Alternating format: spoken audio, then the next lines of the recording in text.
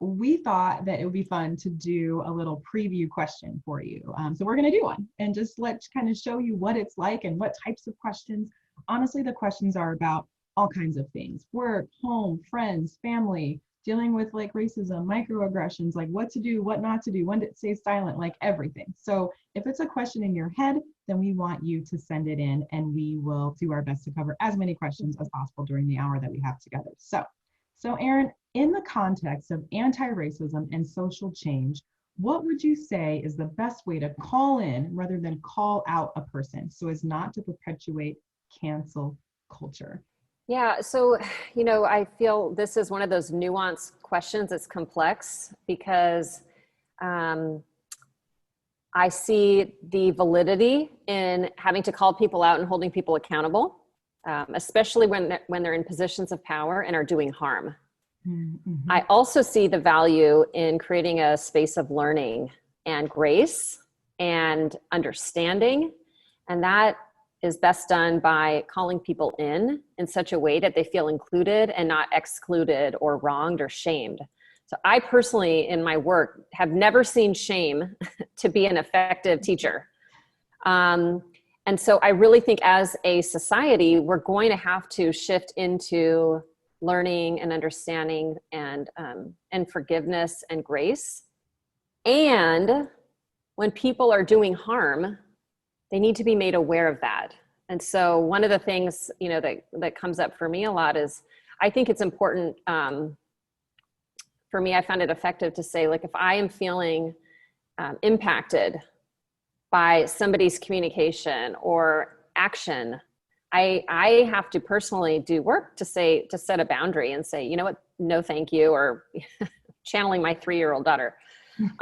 But like what you just said had a really negative impact on me, and I would like to stop and make you aware of that and have dialogue with you.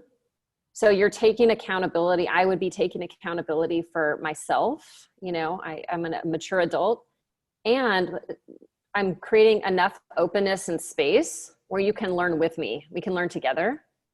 Because I think the moment you call someone out and make them, you say it's accountability, and then you banish them, there's no way for that society or group to come back and reconcile and heal with that exclusive kind of communication. So it's like the thing we say we want, inclusion, we're in our behavior not doing it. Right. Which to me feels problematic and just doesn't work. So, what have you seen with that, Carrie? I'd be really curious what your thoughts are.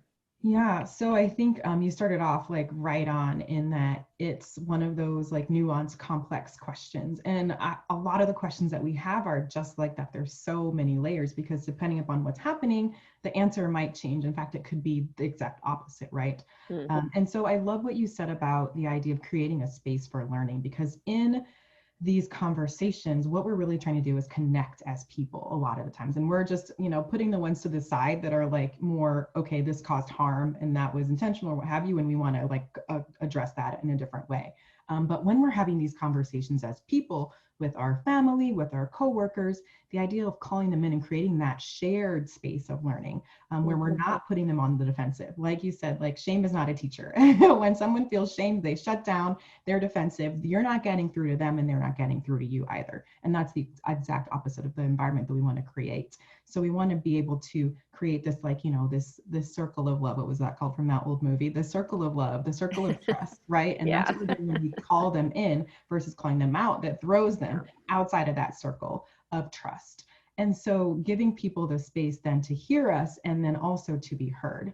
And one thing that I don't like about calling people out is really that it makes them wrong, right? Yeah. And so that's like another, like, that's another rabbit hole that we could go down. But the idea of wrong, and nobody wants to be wrong, they don't want to be called out. And that's something that we actually have to get over, especially in this particular topic where we are going to make mistakes. We're going to say the wrong thing. We're going to offend people. And then we're going to have to like work through that, right? Like acknowledging what we said, like apologizing and doing better, right? Yeah. I saw a really beautiful quote by, I think, Maya Angelou today about, when you don't know, that's okay, but when you do know, you do better, right? That's I right. butchered her quote, but it's like Yeah, that's the general exactly. sentiment of it. That's why she's Maya Angelou. Yeah, exactly. So just this idea of creating, again, that shared space where we can be wrong, where we can fall down. And it's really about the relationship that we're trying to create, right? We're not having these types of conversations with strangers on Facebook or Twitter or what have you. These I are, hope not. right? Exactly.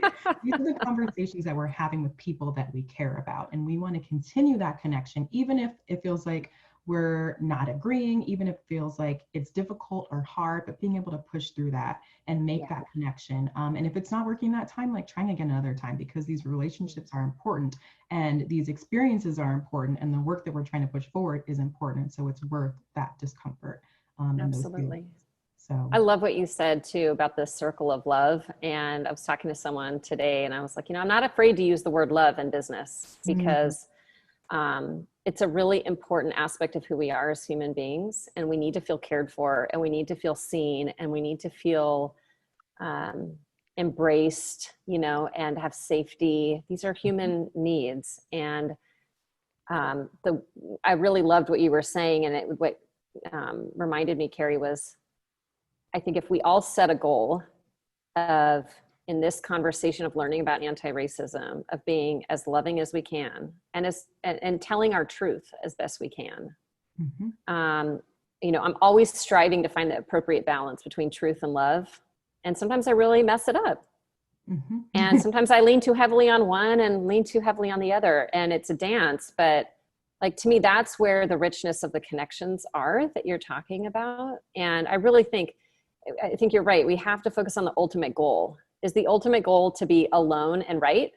Or is the goal to be together, connected, and effective? And I'm not the first one to say that. A lot of people in the social justice world talk about it's better to be effective than it is to be right. So I'm not claiming that that's my quote. I don't even know who sourced it, but that's what I think of too. It's like, to what end are we here for? And the dialogue and the connection and bringing together is super important above anything else. Right. How can our different experiences exist side by side with the respect and acknowledgement that they're valid and they're true, and that it means that we need to do things differently in order to create that world that we want. So yeah, absolutely. Love that. Yeah. So this is just a small taste of the kinds of conversations and the kind of dialogue and like layers that we get to dig through with the different types of questions. So I hope that everyone can join us on September 8th at 12 Pacific Standard Time. And we're going to be collecting your questions. You should see the link in the description, and send whatever questions you have because we're excited to answer them for sure.